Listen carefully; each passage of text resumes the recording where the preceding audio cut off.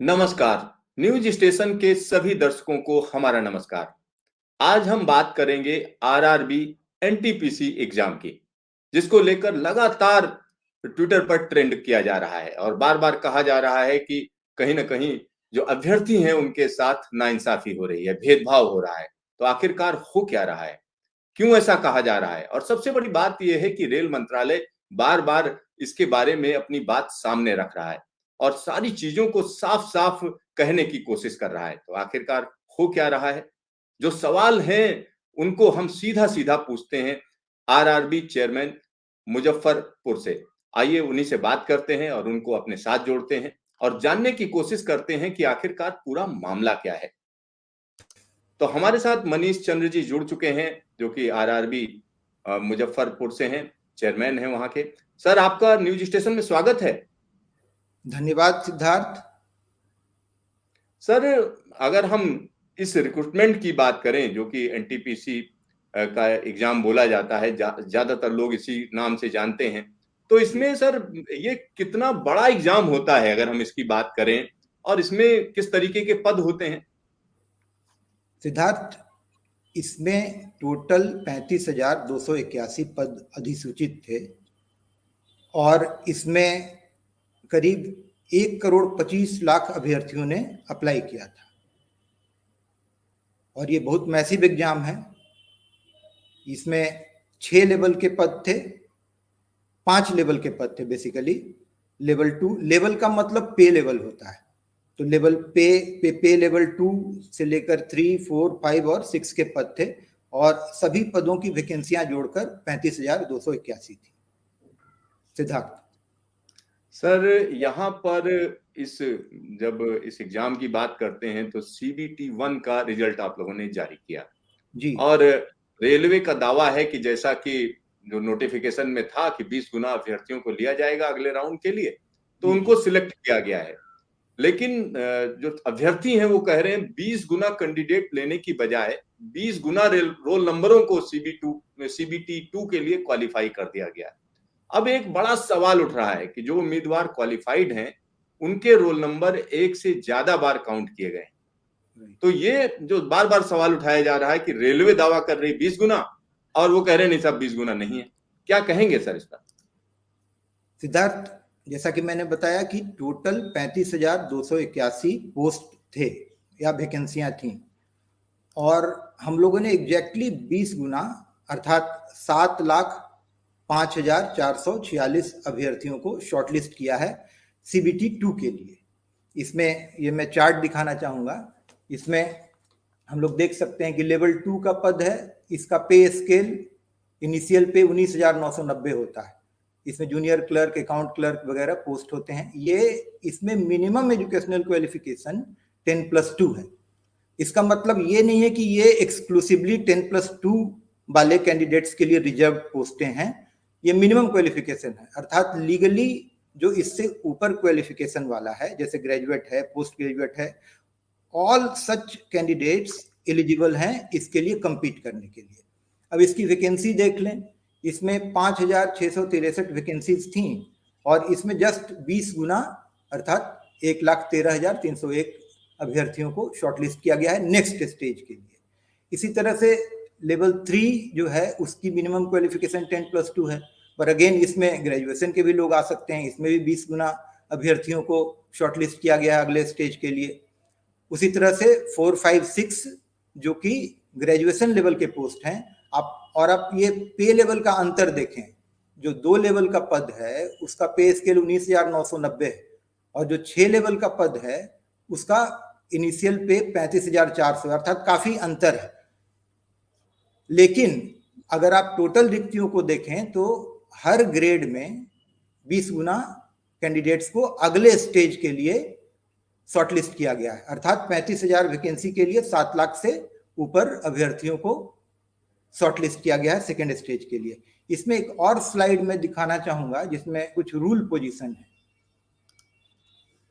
हाँ, जैसे इसमें आप देखें बड़ा क्लियर किया गया था नोटिफिकेशन में कि जो फर्स्ट स्टेज सीबीटी है वो कॉमन होगा, सबके लिए कॉमन होगा, सब पद के लिए कॉमन होगा। इसका लेवल 10+2 रखा गया था। दूसरा ये स्क्रीनिंग नेचर का होगा, एक तरह से क्वालिफाइंग नेचर का होगा, जिसका पर्पस है कि हम लोग इसमें जो मार्क्स आएगा कैंडिडेट्स को उसके आधार पर सेकेंड स्टेज सीबीटी के लिए कैंडिडेट्स को शॉर्टलिस्ट करेंगे लेवल वाइज, जो कि मेरिट और ऑप्शन के आधार पे होगा। ऑफ कोर्स एलिजिबिलिटी भी होगा, जैसे जो जो 10+2 पास कैंडिडेट्स हैं वो केवल लेवल 2 और लेवल 3 के लिए शॉर्टलिस्ट होंगे, लेकिन जो ग्रेजुएट है वो सारे लेवल के लिए शॉर्टलिस्ट हो सकता है।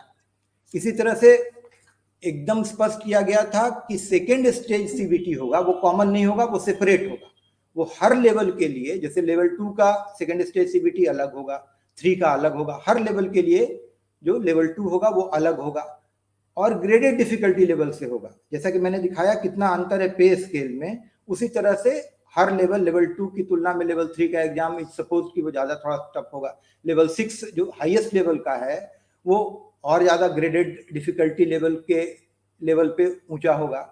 तो जो सेकेंड स्टेज सीबीटी है वो हर के लिए अलग होना था, फर्स्ट स्टेज सीबीटी जो था वो सबके लिए कॉमन होना था। एक तरह से एक स्क्रीनिंग प्रोसेस था। आगे बढ़े तो एकदम क्लियर किया गया है कि कैंडिडेट्स जो हैं वो एक कैंडिडेट्स जो हैं वो एक लेवल से, kindly second slide please, second, हाँ बस, कैंडिडेट्स जो हैं वो एक लेवल से ज्यादा लेवल के लिए शॉर्टलिस्ट हो सकते हैं। किस आधार पे? तो अपनी मेरिट, चॉइस और एलिजिबिलिटी क्या है? 10+2 या ग्रेजुएशन है। अगर मेरिट में बहुत ऊंचा भी अगर 10+2 वाला कैंडिडेट है तो वो एलिजिबल नहीं है लेवल 4 के लिए, 5 के लिए, 6 के लिए, तो वो अगर शॉर्टलिस्ट भी होगा अपनी एलिजिबिलिटी और मेरिट से तो वो केवल लेवल 2 और लेवल 3 के लिए होगा, लेकिन दोनों के लिए वो शॉर्टलिस्ट हो सकता है अगर उसके पास मेरिट हो। लेकिन जो ग्रेजुएट कैंडिडेट हैं वो पांचों लेवल के लिए टेक्निकली शॉर्टलिस्ट हो सकते हैं। तो फर्स्ट स्टेज सीबीटी कॉमन था और सेकेंड स्टेज सीबीटी जो है वो करस्पॉन्डिंग पे लेवल के लिए अलग अलग होगा। और जो हमारा जो नोटिफिकेशन था उसमें ये था कि जो शॉर्टलिस्टेड कैंडिडेट्स होंगे वो 20 टाइम्स होंगे कम्युनिटी वाइज वैकेंसीज और पोस्ट नोटिफाइड अगेंस्ट आरआरबी। हर आरआरबी का जो पोस्ट नोटिफाइड है जिस लेवल का, उसके 20 गुना कैंडिडेट्स को सिलेक्ट किया जाएगा in order of merit first stage CBT में और चॉइस के आधार पर।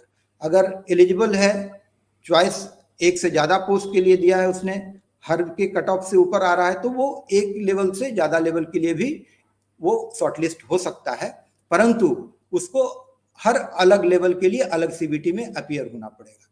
तो एक चीज तो है इसमें कि एक कैंडिडेट जो है वो एक से ज्यादा लेवल के लिए क्वालिफाई कर सकता है। इसमें मैं बताना चाहूंगा कि पहले जो थे एनटीपीसी के सेकेंड स्टेज सीबीटी के लिए जो कैंडिडेट्स को शॉर्टलिस्ट किया जाता था वो वैकेंसी के 10 गुना ही किया जाता था। तो इस एस्पेक्ट को ध्यान में रखते हुए कि ज्यादा लेवल के लिए वो शॉर्टलिस्ट हो सकते हैं, इस बार 20 गुना कैंडिडेट्स को शॉर्टलिस्ट किया गया है। तो मतलब ये तो क्लियर है चार्ट से कि 20 गुना लोगों को शॉर्टलिस्ट किया गया है। ठीक है, कुछ लोग एक लेवल से ज्यादा लेवल में क्वालिफाई किए हैं जो एज पर रूल है, लेकिन अगेन 10 गुना की जगह जो पहले होता था हम लोगों ने 20 गुना कैंडिडेट्स को सिलेक्ट किया है या शॉर्टलिस्ट किया है। सिद्धार्थ सर, इसमें जो बेसिक सवाल है सर, इसी का एक सप्लीमेंट्री है कि अगर हम नंबर ऑफ कैंडिडेट्स की बात करें तो जैसा रेलवे कह रही है कि हमने जो सिलेक्ट किए हैं वो 7,05,446, तो इसमें रिपीट भी है लोग, यानी एक ही तो अगर हम नंबर ऑफ पर्सन्स की बात करें तो कितने लोग हैं इसमें? ये सवाल बार बार उठ रहा है नंबर ऑफ पर्सन्स की अगर हम बात करें। जी सिद्धार्थ, मैंने इस डेटा को आज कलेक्ट करने की कोशिश की है सारे आरआरबी से, और मेरे पास जो डेटा है उसके अनुसार अगर यूनिक रोल नंबर की बात करें कि एक रोल नंबर 4 जगह नहीं रिपीट हो, एक ही जगह रिपीट हो, तो ऐसे 3.84 लाख कैंडिडेट्स हैं जो यूनिक रोल नंबर के हैं, अर्थात कि मतलब रिपीट हुए हैं लेकिन 3.84 कैंडिडेट्स अलग है, मतलब डिफरेंट हैं। तो इस हिसाब से भी अगर हम लोग देखें तो हमारी जो रिक्ति है 35,000 और यूनिक कैंडिडेट शॉर्टलिस्टेड हैं 3.84 लाख, तो ये जो है 10 गुना 11 गुना से थोड़ा ज्यादा ही है। और for shortlisting candidates for second stage anything more than 10 times is good enough. Siddharth. बिल्कुल सही कह रहे हैं सर। अगर हम एक और बात कहें, जो एक सवाल और उठाया जा रहा है कि सीबीटी 2 सिलेक्शन, अब इसके बाद सीबीटी 2 होगा, यानी कंप्यूटर बेस्ड टेस्ट जो जी होगा जी अगला लेवल, तो उसमें एक अभ्यर्थी को अगर वो 4 और 5 पोस्ट के लिए सिलेक्ट हो गया, और ऐसे व्यक्ति को एक अगर 4 या 5 पोस्ट के लिए फाइनल सिलेक्शन मिल सकता है क्या? अगर ऐसा हुआ तो रेलवे किसे पोस्टिंग देगा? जी आदमी एक ही है, 5-5 पोस्ट के लिए एलिजिबल हो गया, बिल्कुल। उसने क्वालिफाई कर लिया। तो सवाल ये मैं उठ रहा है, बहुत से लोग उठा रहे हैं कि फिर किसको मिलेगी नौकरी? जी जी सिद्धार्थ, जी मैं इसमें क्लियर करना चाहूंगा, अगर आप थर्ड स्लाइड दिखा सकें, इसके एक बाद के बाद वाला स्लाइड, बस बस बस।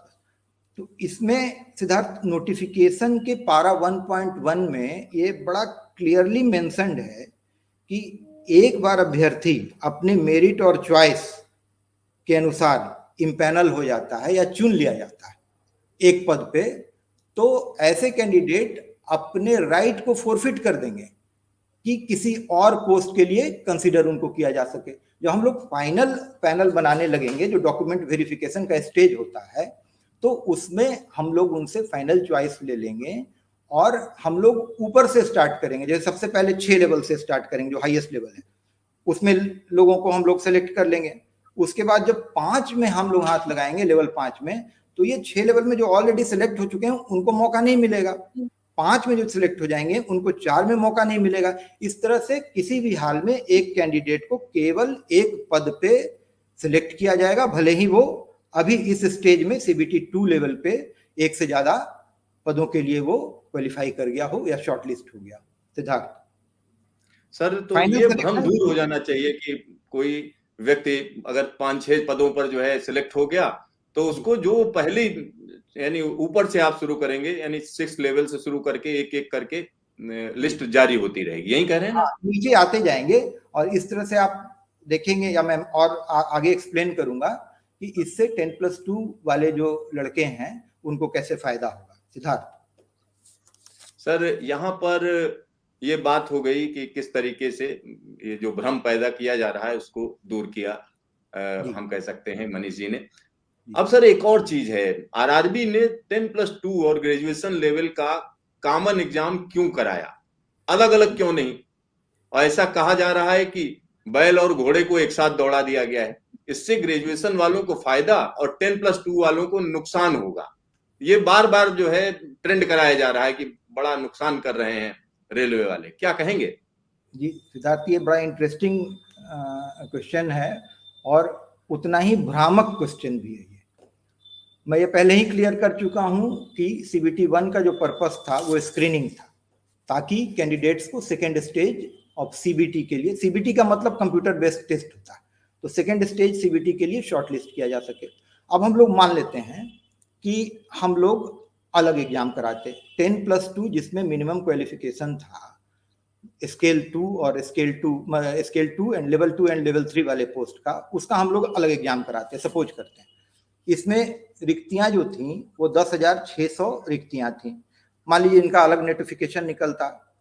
अब एक बार देखें हम कि कंबाइंड वैकेंसी जो 35,200 के आसपास है, जो +2 और ग्रेजुएशन दोनों के लिए है, इसका जब हम लोगों ने कंबाइंड नोटिफिकेशन निकाला तो 1,25,00,000 अभ्यर्थियों ने अप्लाई किया।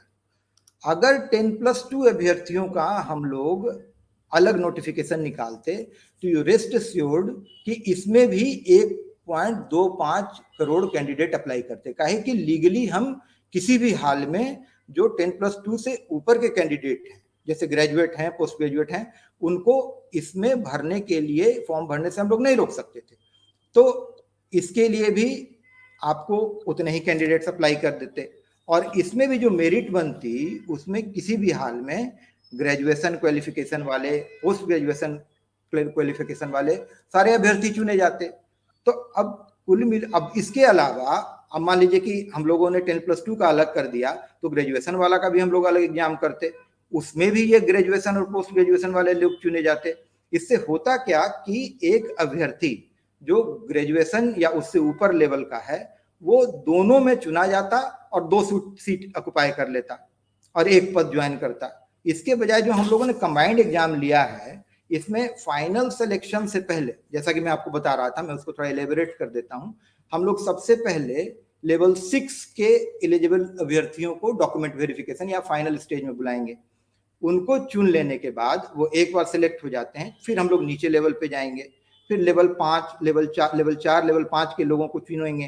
तो अभी तक लेवल 6, 5 एंड 4 में केवल ग्रेजुएशन के कैंडिडेट्स एलिजिबल थे। तो ग्रेजुएशन के कैंडिडेट्स एक तरफ से छट गए ऊपर इन 3 लेवलों में।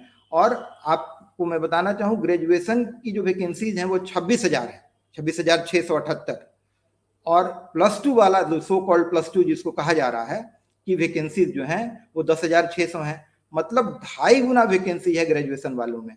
तो 26,000 जो रिक्तियां हैं उस पे सबसे पहले इम्पैनल हो जा रहे हैं कैंडिडेट्स। उसके बाद आपका नंबर आ रहा है लेवल 2, लेवल 3, जिसको हम लोग कह रहे हैं कि ये +2 लेवल का पोस्ट है।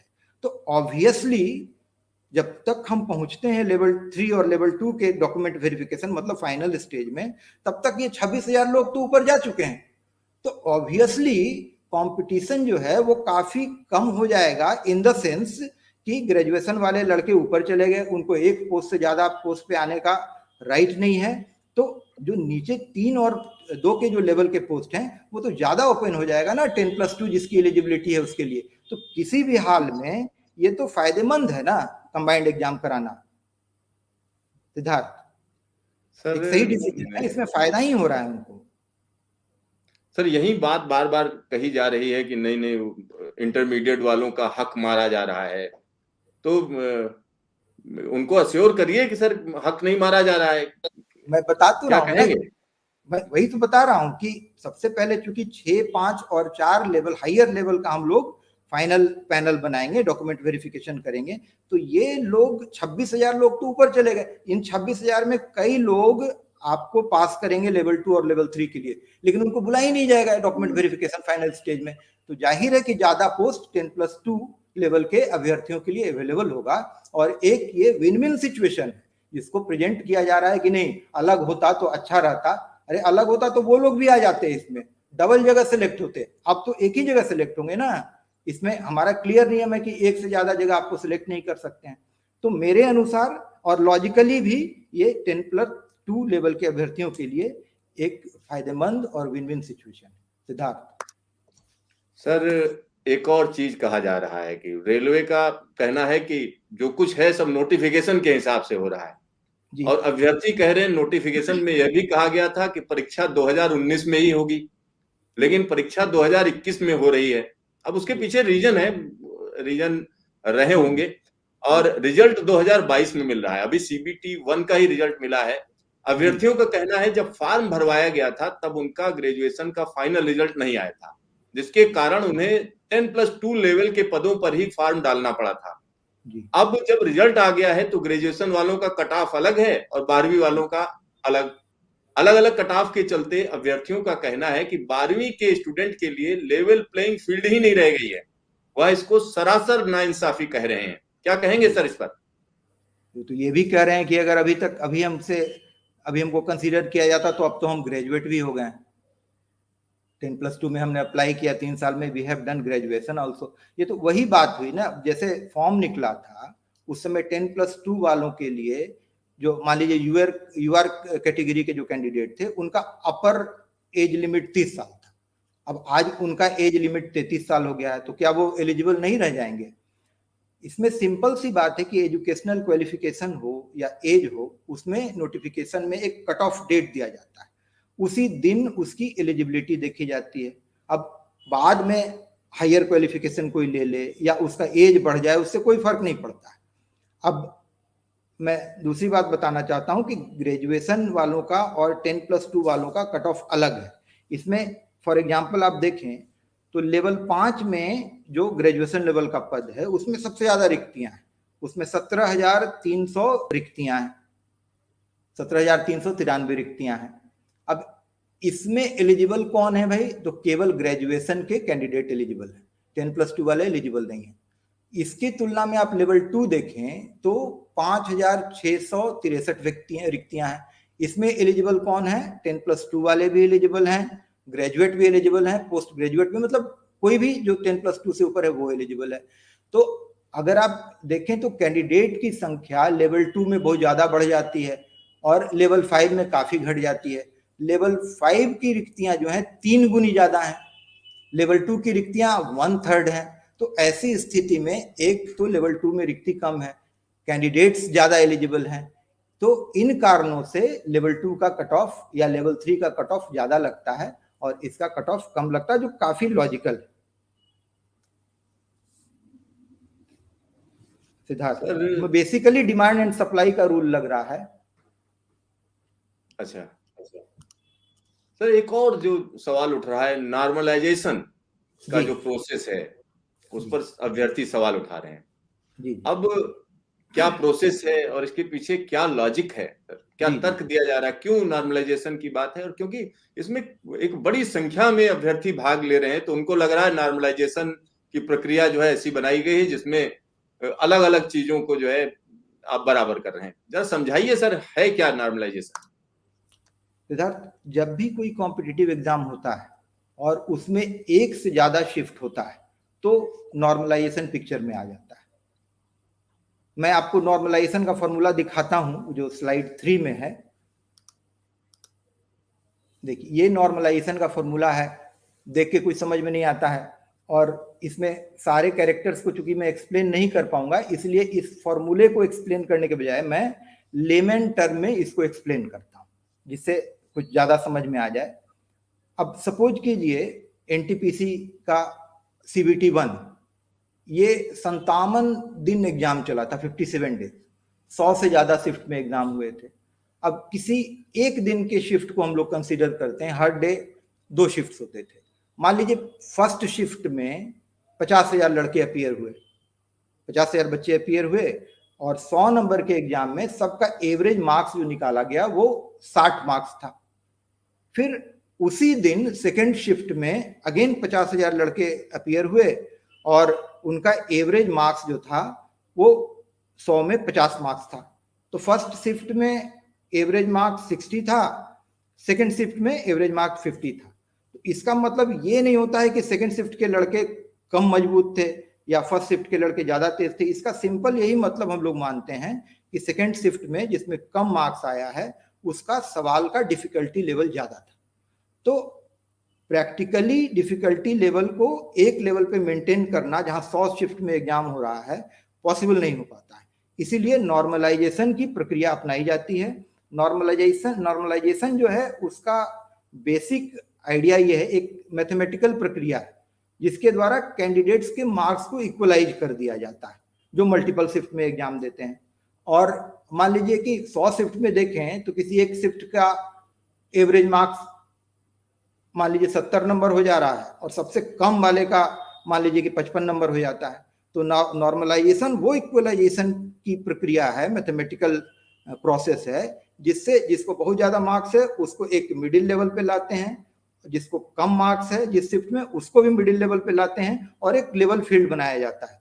और ये मैं बताना चाहूंगा कि नॉर्मलाइजेशन का जो फॉर्मूला जो मैं आपको दिखा रहा था वो कोई आरआरबी का फॉर्मूला नहीं है, ये एक साइंटिफिक मैथमेटिकल फॉर्मूला है जिसको एसएससी यूज कर रही है, अदर ऑर्गेनाइजेशन यूज कर रहे हैं। तो ये एक कॉमन आज के दिन में प्रिवेलेंट फॉर्मूला है और इससे पूरे डाटाबेस में लगा के एक लेवल प्लेइंग फील्ड और मार्क्स को इक्वलाइज किया जाता है। सिद्धार्थ सर, ये तो बात हो गई नॉर्मलाइजेशन की जी और इतना टेक्निकल है ये फार्मूला जो है, हाँ, तो अलग चीज हो गई। इसको आपने समझाया कि बेसिकली किस कंप्यूटर एप्लीकेशन इसका होता है, जी। लेकिन बहुत साइंटिफिक फॉर्मूला है ये।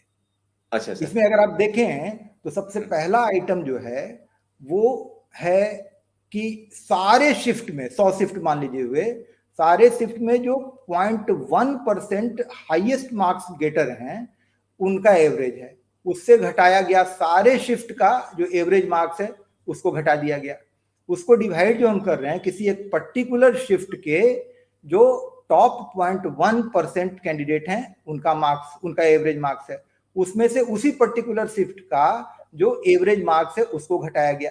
तो इसको जो आप डिवाइड करेंगे तो एक फैक्टर आता है जो एक से या तो थोड़ा कम या थोड़ा ज्यादा होता है, उससे फिर उसके मार्क्स को, एवरेज मार्क्स वगैरह को जोड़ के, इससे होता क्या है कि मार्क्स इक्वलाइजेशन होता है, एक रेशनलाइज हो जाता है मार्क्स।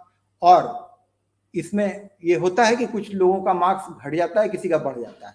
तो ऑब्वियसली जिनका घट जाता है वो मतलब कुछ ज्यादा बोलते हैं, जिनका बढ़ जाता है वो शांत रह जाते हैं। तो but this is a scientific formula, और इससे मार्क्स को इक्वलाइज किया जाता है, जो जरूरी है, जिसके बिना रिजल्ट हो ही नहीं सकता रॉ स्कोर पे, जहां एक से ज्यादा शिफ्ट हो। और यहाँ तो 100 शिफ्ट हैं, यहाँ तो बिना बिना नॉर्मलाइजेशन के काम हो ही नहीं सकता। हालांकि हम लोग ट्राई कर रहे हैं CBT 2 में कि इस तरह से एग्जाम कराएं कि नॉर्मलाइजेशन की नौबत ना आए। सिद्धार्थ सर, ये आपने बड़ी महत्वपूर्ण बात कही कि नॉर्मलाइजेशन की नौबत ना आए, मतलब एक साथ एग्जाम हो जाएगा। मतलब एफर्ट हम लोग का यही है कि इस तरह से हम लोग ऑर्गेनाइज करें, क्योंकि अब ढेर सारे लेवल्स में बट गया है ना, कॉमन एग्जाम नहीं होना है। कॉमन एग्जाम तो कैंडिडेट्स जो हैं, किसी में 1 लाख हैं, मैक्सिमम 3 लाख से ज्यादा कैंडिडेट आपको लेवल 5 में, जिसमें बहुत ज्यादा रिक्तियां थी।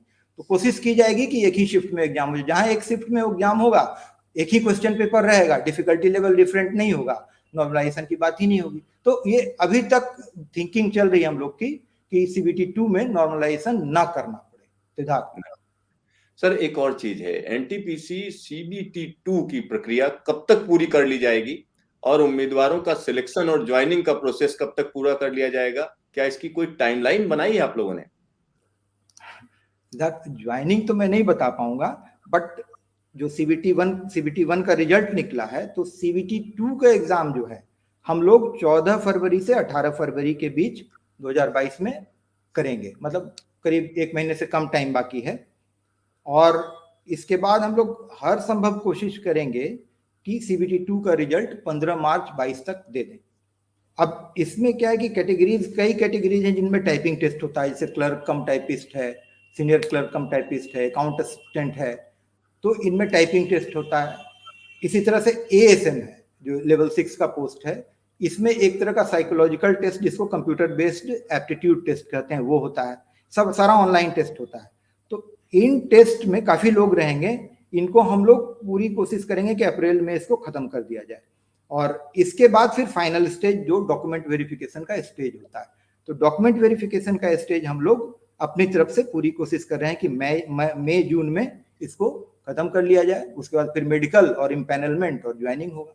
मतलब ये हमारी प्लानिंग है, और हम लोग इस पे पूरी तरह से होपफुल हैं और जुटे हुए हैं। सिद्धार्थ सर, एक सप्लीमेंट्री भी बनता है इस पे, जैसे आपने कहा कि कुछ इसमें पोस्ट हैं, इसमें साइकोलॉजिकल टेस्ट भी हैं।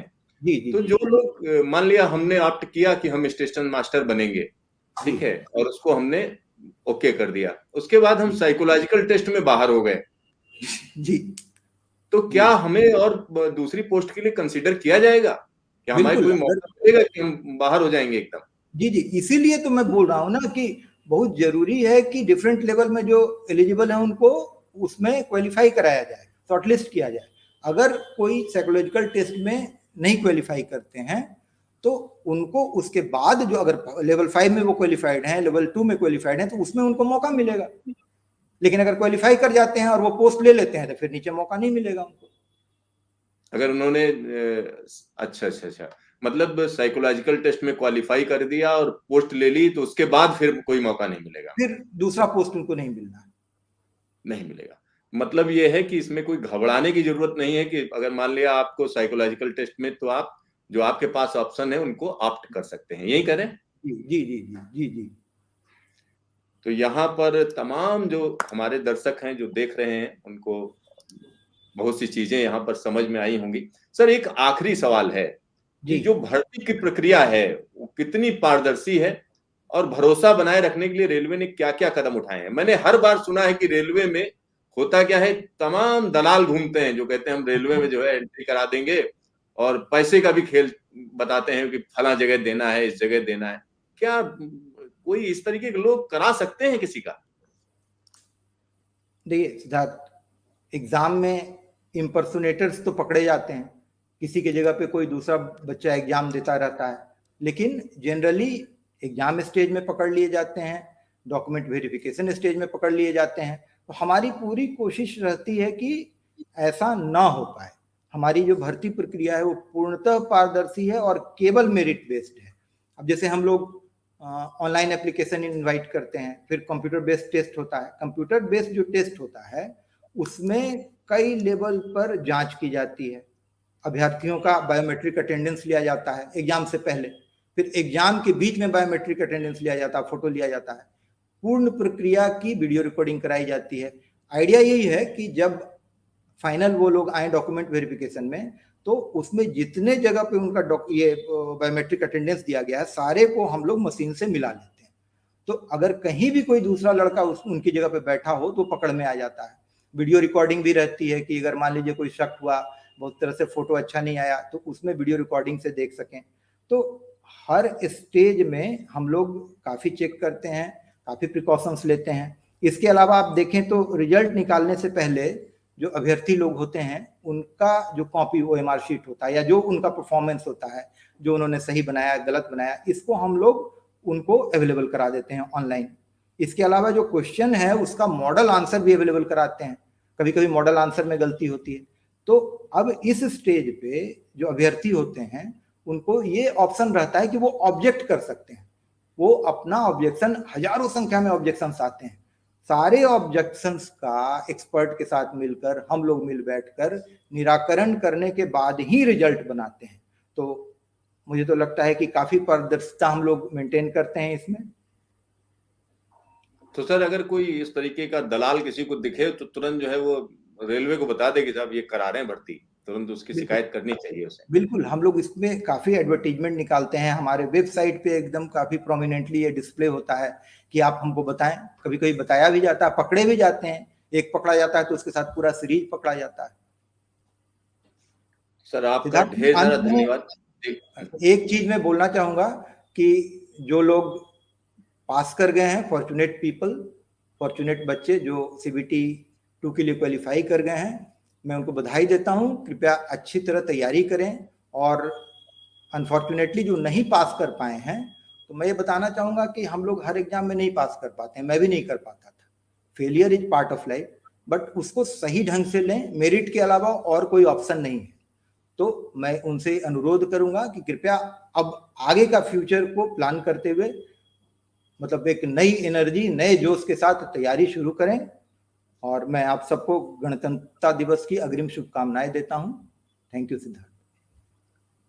मनीष जी आपका ढेर सारा धन्यवाद। तमाम जो क्वेरीज थी, खासतौर पर अगर हम इस समय बात करें, लगातार लोग ट्रेंड करा रहे हैं कि ऐसा है और बड़ा गड़बड़ हो रहा है, तो रेलवे का जो पक्ष है वो मनीष चंद जी ने रखा सामने कि इसमें पूरी पारदर्शिता है, क्या किया गया उसके बारे में पहले से तय था और जो नोटिफिकेशन था उसके हिसाब से किया गया है। तो यहाँ पर ऐसा नहीं है कोई सोचे कि गड़बड़ की गई है और अपने मन से कर दिया गया है, वो नहीं, क्योंकि सरकारी नियम कानून है, उन्हीं के तहत ही चल सकते हैं। तो यहाँ मनीष चंद जी ने पूरी स्थिति क्लियर की कि किस तरीके की स्थिति है और कहीं घबराने की जरूरत नहीं है। सबसे बड़ी बात यह है, बहुत से लोग ये सोचते हैं कि लोग भड़का रहे हैं उनको कि ऐसा है और ये हो रहा है, तो उसमें उनका कोई फायदा नहीं है, नफा नुकसान ज्यादा हो जाएगा, क्योंकि आप अपनी तैयारी नहीं करेंगे, आप फालतू की चीजों में पड़ जाएंगे, जो कि वैसा है नहीं। तो मनीष जी आपका ढेर सारा धन्यवाद। धन्यवाद सिद्धार्थ जी, थैंक यू।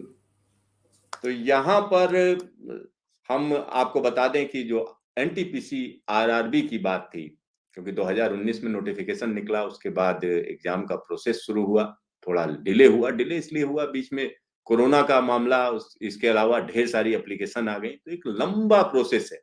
CBT 1 का रिजल्ट आ चुका है, उसके बाद CBT 2 की बात भी हो गई है कि कब शुरू होगा, फरवरी में एग्जाम होना है और उसके बाद रिजल्ट भी जल्द से जल्द दे दिया जाएगा। तो ये कहना है रेलवे का। तो देखते रहिए न्यूज स्टेशन, फिर मिलेंगे दोबारा।